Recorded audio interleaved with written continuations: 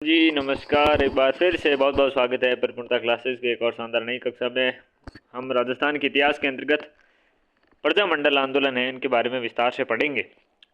ठीक है, तो सबसे पहले देखिए प्रजामंडल आंदोलन में उनके क्या उद्देश्य थे। तो उत्तरदायी शासन की स्थापना करना और मौलिक राजनीतिक अधिकारों को प्राप्त करना, ये प्रमुख रूप से आपके उद्देश्य लेकर ये आंदोलन आपके अस्तित्व में आते हैं। एक तो उत्तरदायी शासन है, इसकी आपकी स्थापना हो, और एक है मौलिक और राजनीतिक अधिकारों को क्या हो, प्राप्ति हो।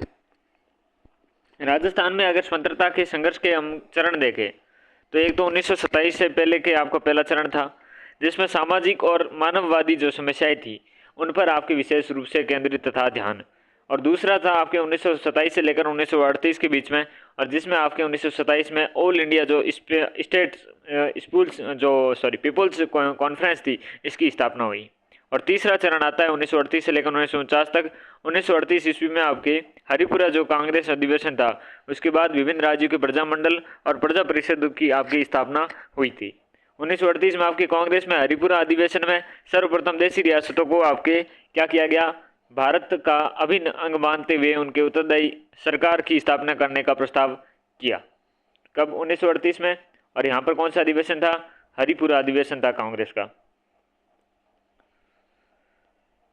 सबसे पहले प्रजामंडल, जयपुर प्रजामंडल।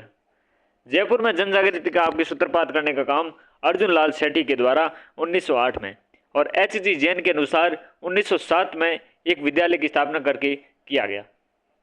1907 या 8 में आपके किसके द्वारा? अर्जुन लाल सेठी के द्वारा एक विद्यालय की स्थापना करके किया जाता है। और पंडित हीरालाल शास्त्री की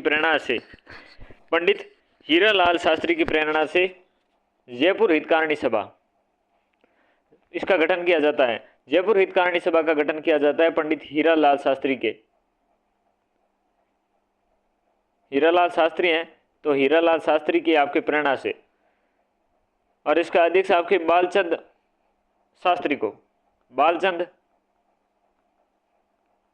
शास्त्री अध्यक्ष, और मंत्री बनते हैं केसरलाल कटारिया।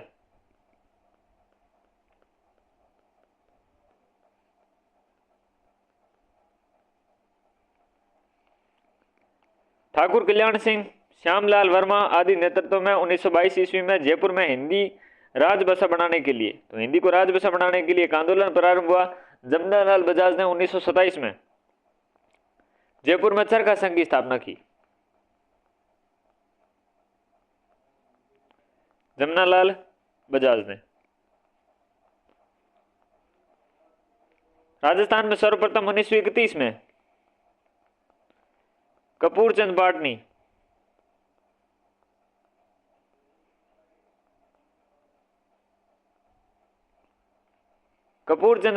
ने जयपुर प्रजामंडल की आपके दो बार क्यों बोला? ठीक है, तो जयपुर प्रजामंडल की स्थापना की, परंतु इसने राजनीतिक सक्रिय रूप से आपके प्रवेश कब किया? 1938 में करा। तो 1931 में इसकी स्थापना हो जाती है। किसके द्वारा? कपूरचंद पाटनी के द्वारा। राजनीतिक सक्रिय कब होती है? 1938 में। ठीक है, 5 अप्रैल 1931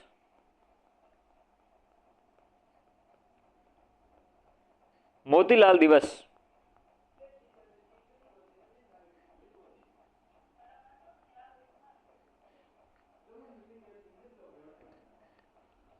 उन्नीस में नवंबर में। ये मोतीलाल दिवस किसमें? मोतीलाल दिवस जयपुर में मनाया गया 5 अप्रैल 1931 को। और 1936 नवंबर में आपके आर.पी. व्यास के अनुसार 1937 जमनालाल बजाज की प्रेरणा से जयपुर में प्रजामंडल के संविधान के संशोधन कर इसे पुनर्गठित किया गया। किसके? बजाज की प्रेरणा से। और फरवरी 1937 में प्रजामंडल के कार्य को पुनः आपके प्रारंभ किया गया। पुनर्गठित प्रजामंडल का अध्यक्ष जमनालाल बजाज और उपाध्यक्ष आपके चिरंजी लाल मिश्र। सचिव कौन? हीरालाल शास्त्री। संयुक्त सचिव कौन? कपूरचंद पाटनी। तो पुनर्गठित जब हुआ प्रजामंडल, तो उसका अध्यक्ष जमनालाल बजाज बने, उपाध्यक्ष बने चिरंजी लाल मिश्र, सचिव बने हीरालाल शास्त्री, और संयुक्त सचिव बने कपूरचंद पाटनी। जयपुर प्रजामंडल के अन्य प्रमुख नेताओं में दौलतमल भंडारी, बाबा हरिश्चंद्र हंसडी राय और लादूराम जोशी, टीकाराम पालीवाल, पूर्णानंद जैन आदि भी शामिल थे। तो जयपुर के प्रजामंडल में आपके प्रमुख रूप से नेता आपके देखने को मिलता है दौलतमल भंडारी, बाबा हरीश चंद्र, हंसडी राय, लादूराम जोशी आपके, और साथ में टीकाराम पालीवाल, पूर्णानंद जैन, ये सारे कहाँ किस्में थे, इसी प्रजामंडल से संबंधित थे। 8-9 मई की थी 1938 की बात थी कि जयपुर प्रजामंडल का प्रथम अधिवेशन होता है जयपुर में, और इसकी अध्यक्षता कौन करते हैं? जमनालाल बजाज करते हैं। तो 8-9 मई को 1938 में जयपुर में प्रजामंडल का पहला अधिवेशन होता है और इसकी अध्यक्षता जमनालाल बजाज के द्वारा की जाती है। जयपुर सत्याग्रह काउंसिल के संयोजक हीरालाल शास्त्री ने 12 मार्च 1939 को जयपुर दिवस मनाने की घोषणा की। मोतीलाल दिवस 1935 के अंतर्गत मनाया जा रहा था, 1931 में 5 अप्रैल का दिन, और 1939 में जयपुर दिवस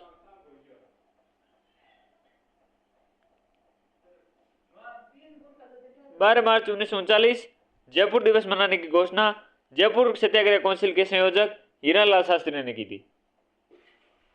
प्रजामंडल को 2 अप्रैल 1940 को आरपी व्यास के अनुसार ये तारीख 4 मार्च 1940 थी। राज्य ने क्या किया? पंजीकृत किया।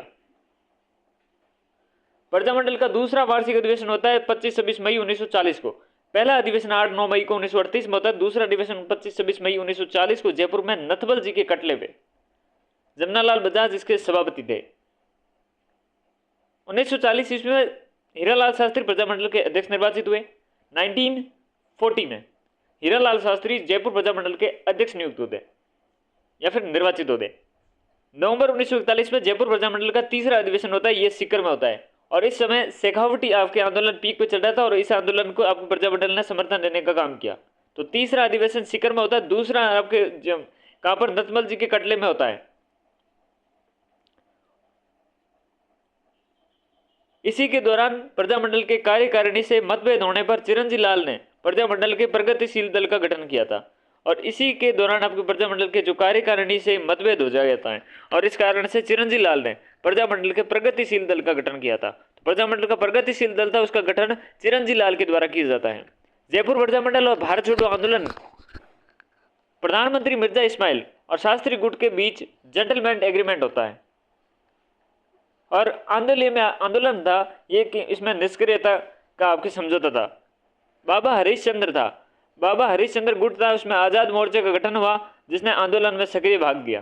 तो भारत छोड़ो आंदोलन, इस भारत छोड़ो आंदोलन के हो रहा था तब आपके हीरालाल शास्त्री जो इस प्रजामंडल के आपके प्रमुख रूप से कर्ता धर्ता थे, तो इनके बीच और जयपुर के प्रधानमंत्री थे मिर्जा इस्माइल, इनके बीच में एक समझौता होता है, एग्रीमेंट होता है। उस एग्रीमेंट को जो समझौता हुआ उसमें एक एग्रीमेंट का नाम दिया गया जिसे जेंटलमैन एग्रीमेंट कहा। और आंदोलन में निष्क्रियता रहेगी कौन सा? जयपुर प्रजामंडल की, ये बात शास्त्री के द्वारा तय की गई थी।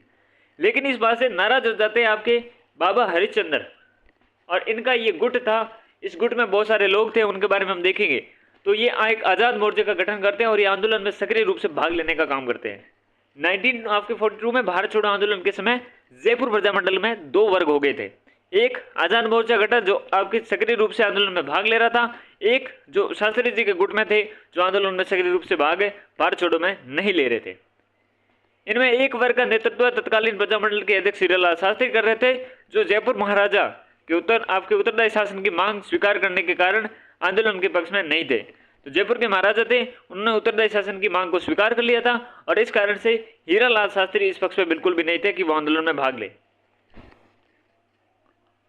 जेंटलमैन आपके जो एग्रीमेंट था, इस एग्रीमेंट की प्रमुख रूप से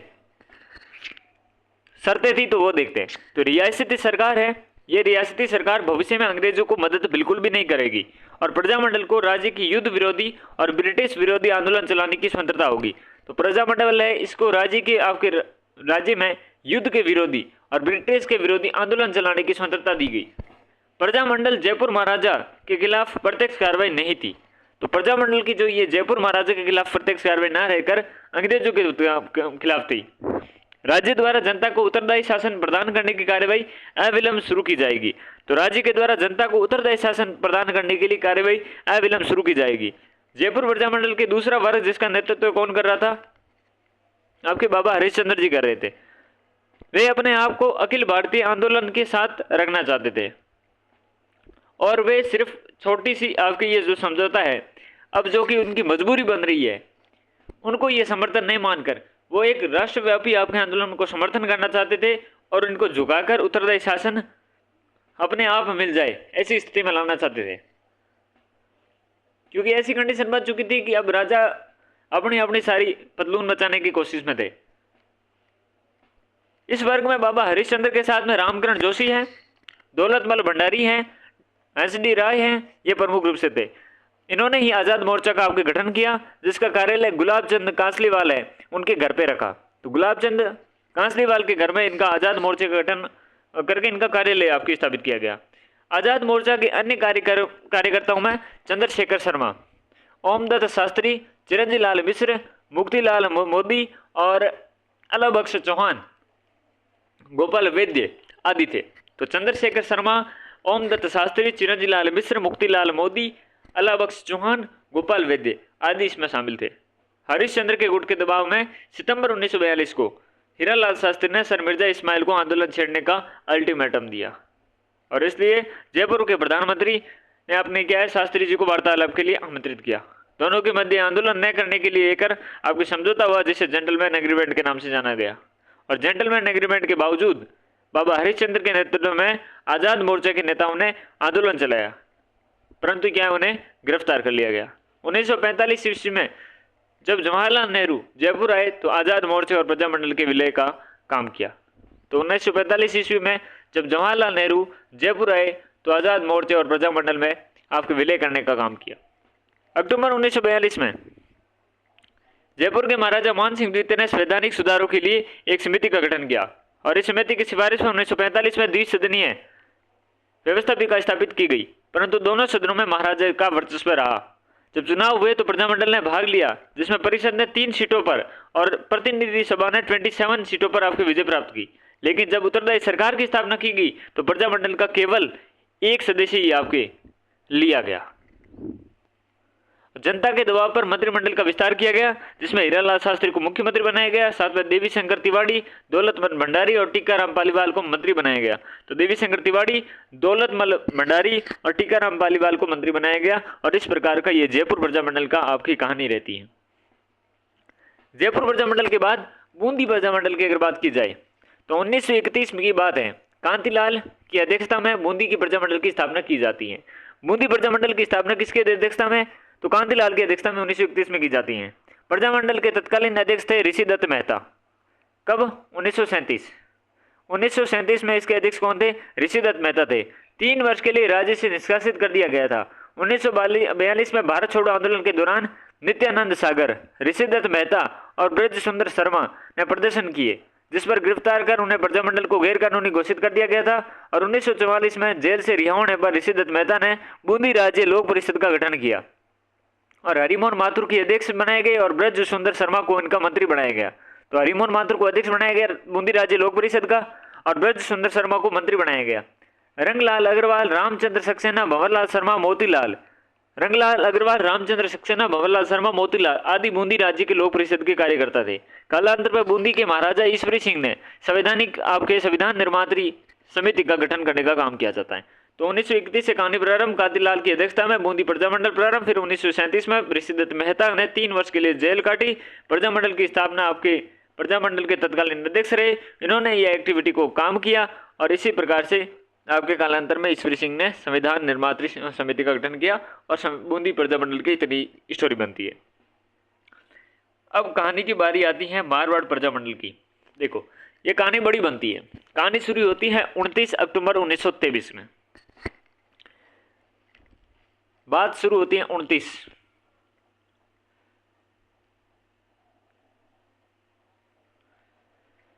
बात 29 अक्टूबर 1923 को शुरू होते हैं। मारवाड़ राज्य में एक कस्टम विभाग द्वारा, मारवाड़ राज्य के कस्टम विभाग के द्वारा एक आदेश पारित किया जाता है, जिसमें जो मादीन पशु थे उनकी निकासी पर लगे जो प्रतिबंध था वो हटा दिया गया, जिस पर मारवाड़ का पशुधन बाहर बेचा जाने लगा। मारवाड़ हित कारणी सभा थी, उसके नेतृत्व में इसका प्रतिरोध किया गया। महाराजा उमेद सिंह ने 15 अगस्त 1924 को दूध देने वाले जानवरों की निर्यात संबंधी आदेश वापस ले लिए गए। तो मारवाड़ हितकारिणी सभा ने इसका विरोध किया और 15 अगस्त 1924 को दूध देने वाले जानवरों के निर्यात संबंधी आदेश थे वो वापस ले लिए गए। 1934 में छगनलाल चौपासनीवाला और अभयमल मेहता एवं भंवरलाल सराफ ने मारवाड़ प्रजामंडल की स्थापना की। तो मारवाड़ प्रजामंडल की स्थापना 1934 में छगनलाल चौपासनीवाला, अभयमल मेहता, भंवरलाल सराफ के आपके मिलकर करते हैं। कृष्णा दिवस अगर मनाए जाने के जोधपुर राज्य ने अगस्त 1936 में मारवाड़ प्रजामंडल को अवैध घोषित कर दिया।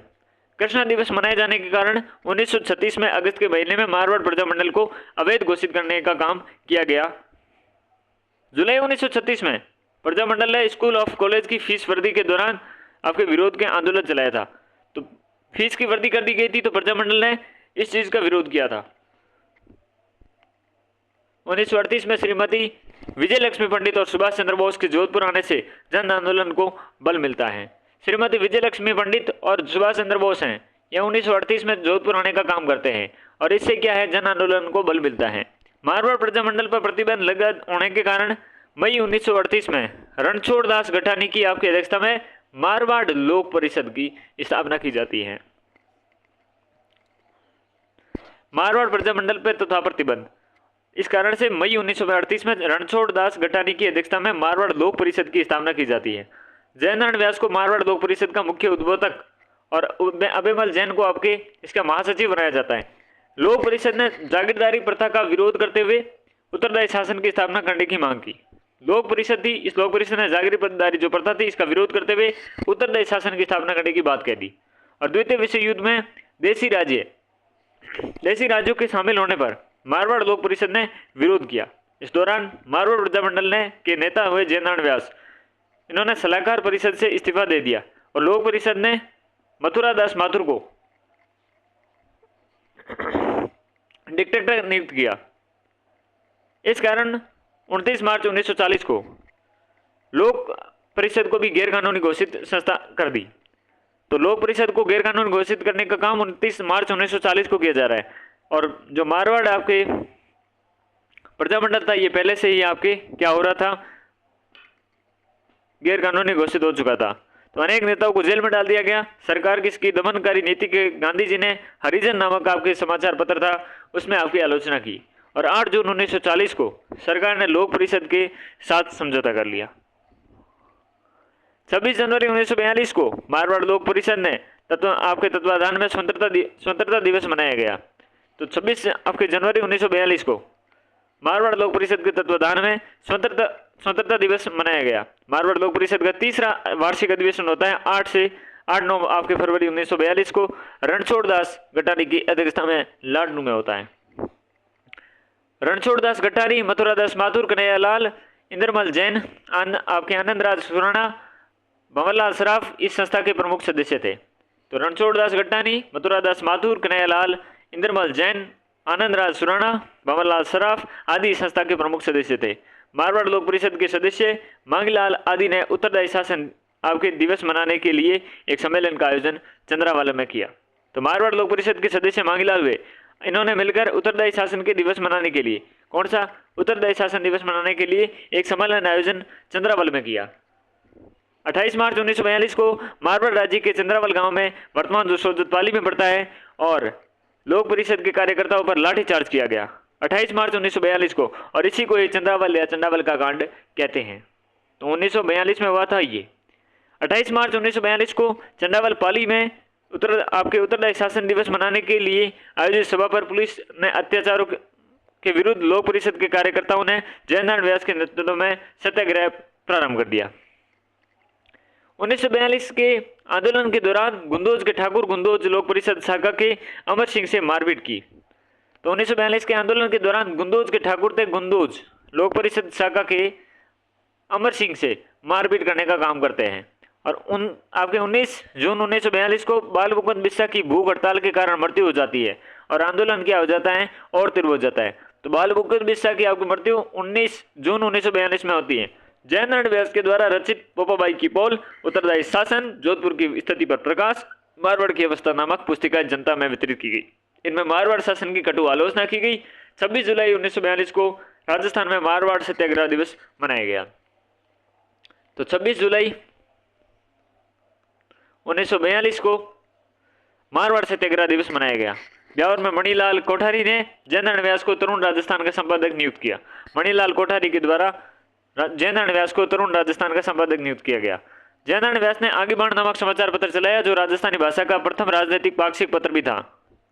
11 जुलाई 1942 को मारवाड़ राज्य में 11 सत्याग्रही महिलाओं का जत्था केसरिया साड़ी पहनते हुए जोधपुर के घंटाघर के पास एकत्रित हुए, जिनका नेतृत्व महिमा देवी किंकर ने किया।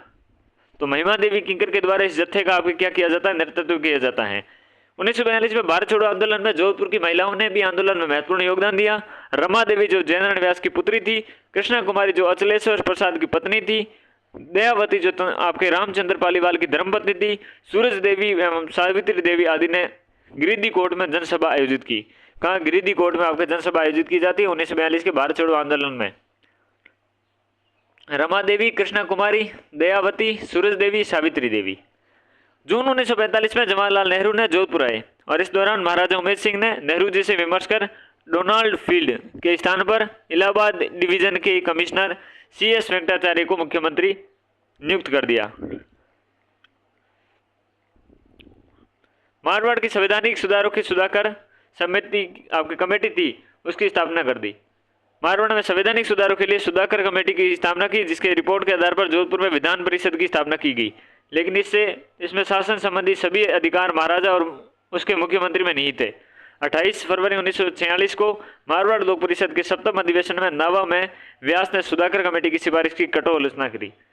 28 आपके फरवरी 1946 को मारवाड़ लोक परिषद के 7वें अधिवेशन में नावा में हुआ, जो इसमें व्यास जी ने सुधाकर कमेटी की क्या की सिफारिशों की कटु आलोचना करते हैं। 13 मार्च 1947 को डीडवाना में डाबड़ा गांव में मारवाड़ लोक परिषद एवं किसान सभा का संयुक्त अधिवेशन तथा जिसमें आपके डीडवाना के जागीरदार ने लाठियां बरसाई, जिसमें स्थानीय नेता मोतीलाल चौधरी और परिजनों के निष्ठतापूर्ण पिटाई की गई, जिसमें 12 व्यक्ति मारे गए और मारवाड़ लोक परिषद में आपके नेता मथुरा दास माथुर भी घायल हो गए। तो 13 मार्च 1947 को डीडवाना के डाबड़ा गाँव में, तो डाबड़ा वाला कांड कब होता है, 13 मार्च 1947 को होता है। और किसानों की सभा और मारवाड़ लोक परिषद की सभा हो रही थी, संयुक्त अधिवेशन इनका चल रहा था और डीडवाना के जागीरदार ने लाठियां बरसाने का काम करते हैं। मोतीलाल चौधरी और परिजन उनके निशंस पिटाई करते हैं और उनकी की जाती है और 12 व्यक्ति मारे भी जाते हैं। मारवाड़ लोक परिषद के नेता मथुरा दास माथुर घायल हो जाते हैं। देश के प्रमुख समाचार पत्र वंदे मातरम, जन्मभूमि और लोकवाणी डाबड़ा कांड की प्रमुख आलोचना की गई और यह डाबड़ा कांड 1947 में होता है। जून 1947 में जोधपुर के महाराजा उमेद सिंह का देहांत हो गया और उनके पुत्र हणवंत सिंह राजगद्दी पर बैठे। हणवंत सिंह ने अपने प्रधानमंत्री आपके वेंकटाचार्य को हटा दिया गया और अपने जागीरदारों व रिश्तेदारों को मंत्रिमंडल बना दिया। वीपी मेनन के समझाइश पर फलस्वरूप आपके 1948 में जयनारायण व्यास को मुख्यमंत्री नियुक्त किया गया। वीपी मेनन की समझाइश के अनुसार 1948 में जयनारायण व्यास को मुख्यमंत्री नियुक्त किया गया और ये मारवाड़ जो प्रजामंडल थी उसकी कहानी यहीं पर समाप्त हो जाती है। बीकानेर प्रजामंडल। बीकानेर के महाराजा की स्वच्छतारिता पर प्रकाश डालते हुए विजय सिंह मेहता ने बीकानेर राज्य में नादिरशाही नामक पुस्तिका लिखी। तो नादिरशाही, बीकानेर राज्य में नादिरशाही नामक पुस्तिका किसके द्वारा, विजय सिंह मेहता के द्वारा लिखी जाती है।